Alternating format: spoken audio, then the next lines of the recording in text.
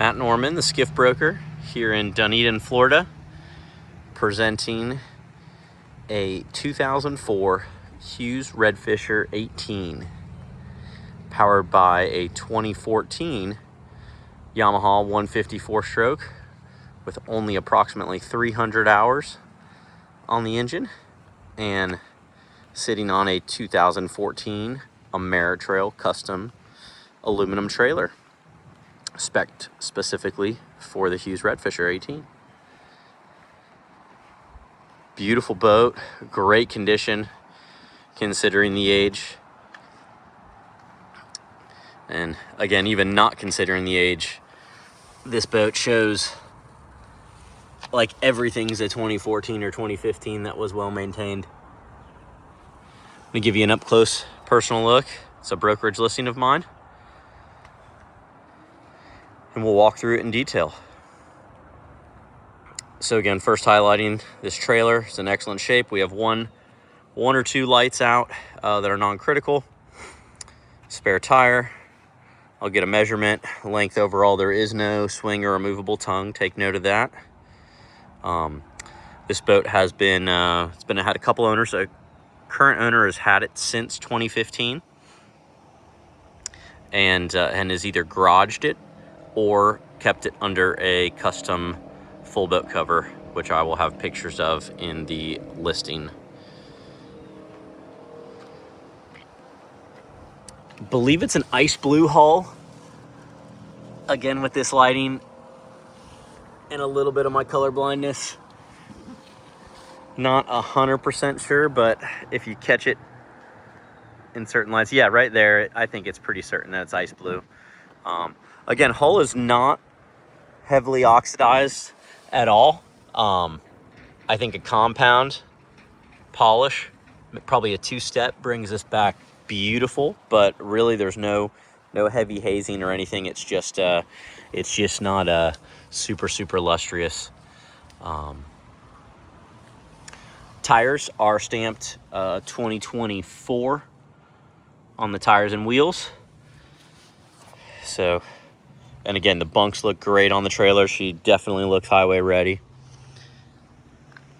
And engine was just recently serviced. This right here is probably the worst part on the whole boat, just cosmetic.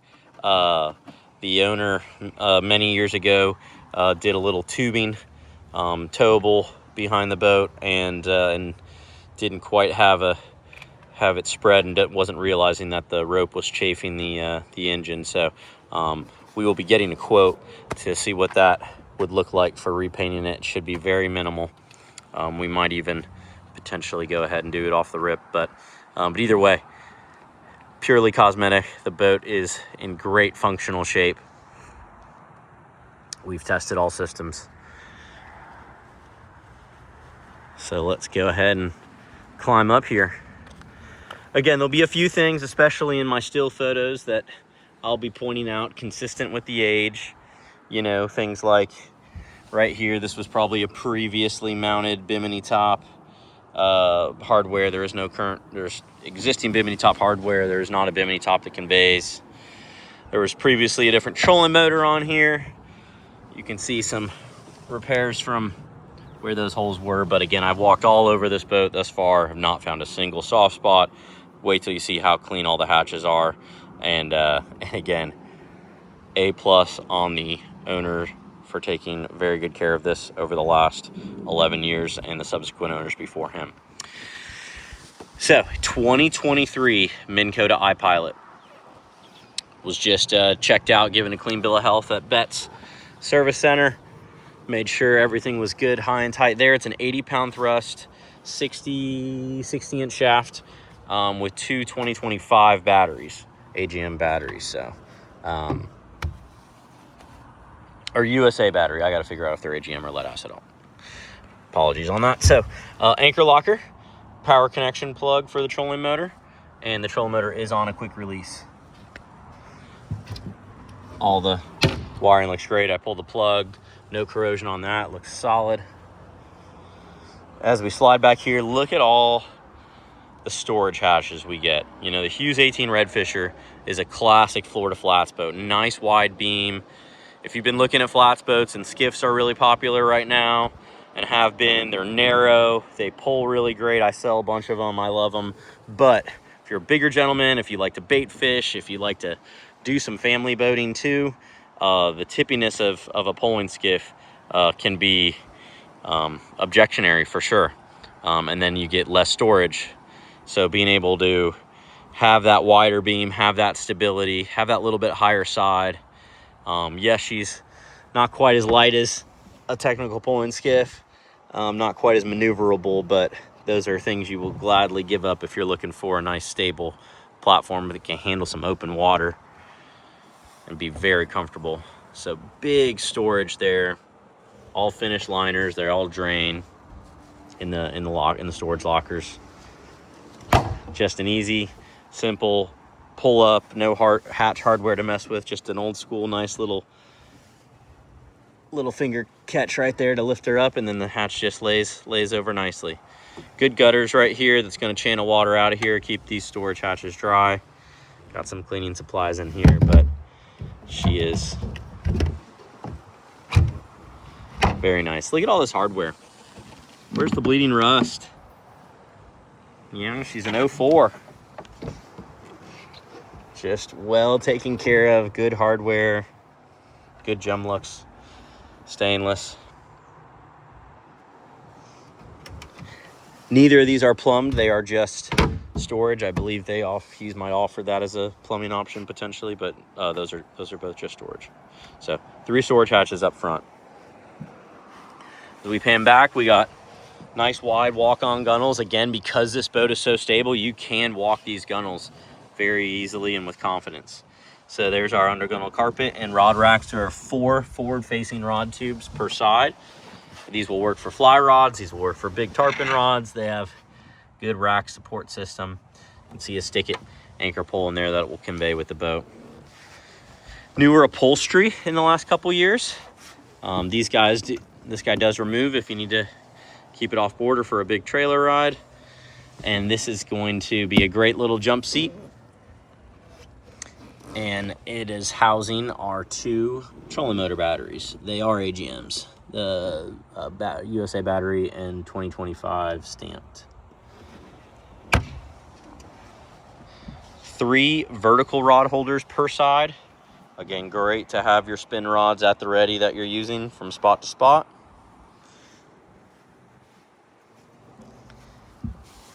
And as I slide here and look at the console, a Simrad GO9 XSE on a ram mount.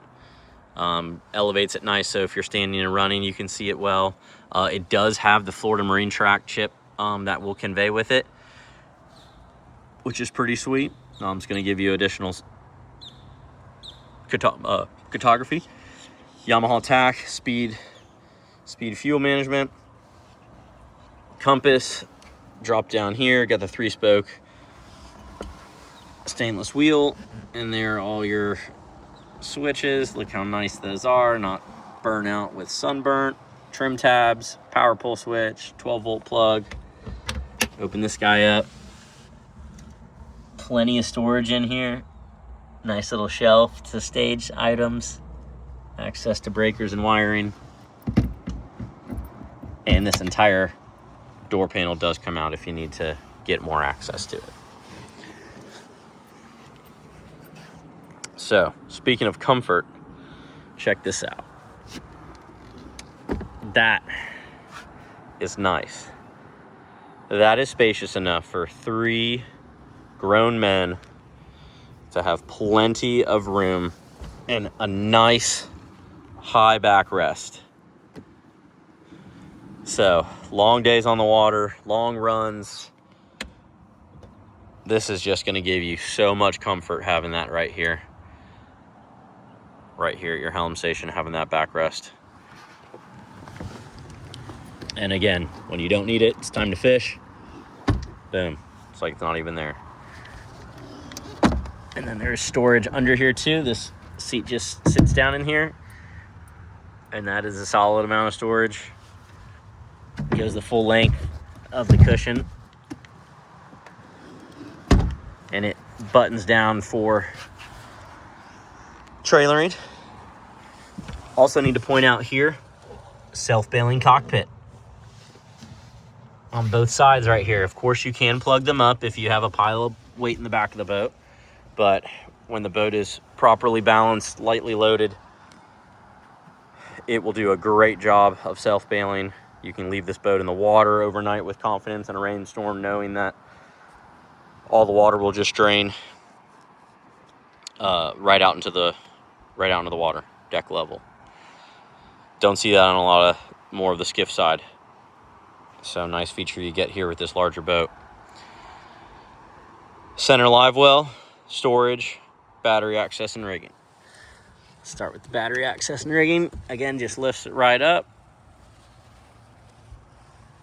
Drop down here, fuel water separator. Guest 3-bank charger for your trolling motor batteries and this house battery.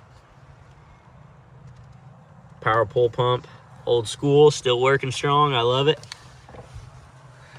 Perco battery switch, bilge access, which you also get right there in that pie eye too.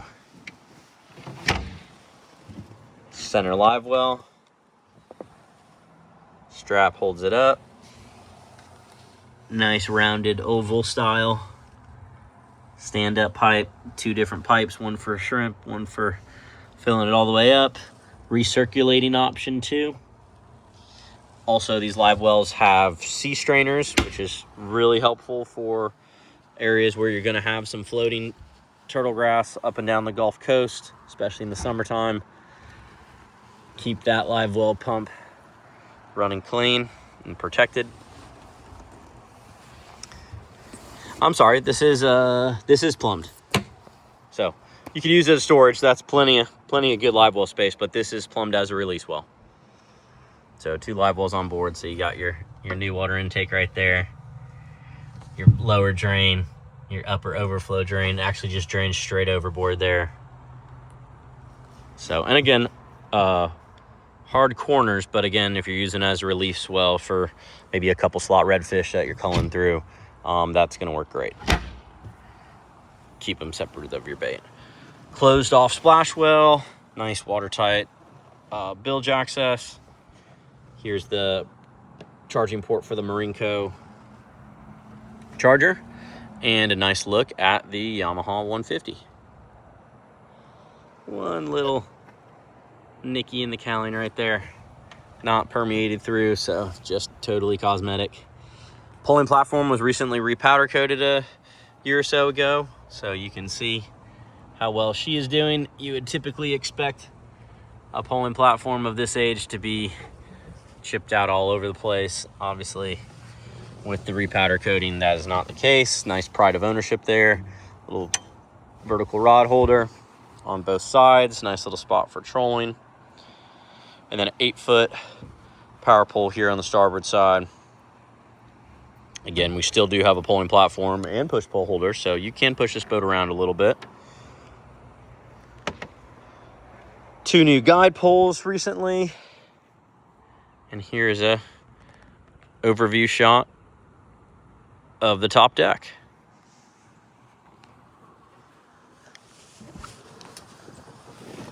So again, hopefully I was able to really give you a close-up insight look at this boat.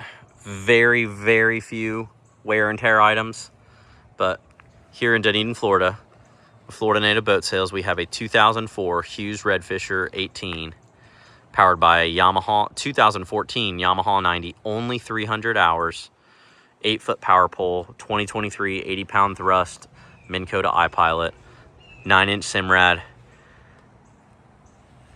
sitting on a 2014 Amera-Trail trailer.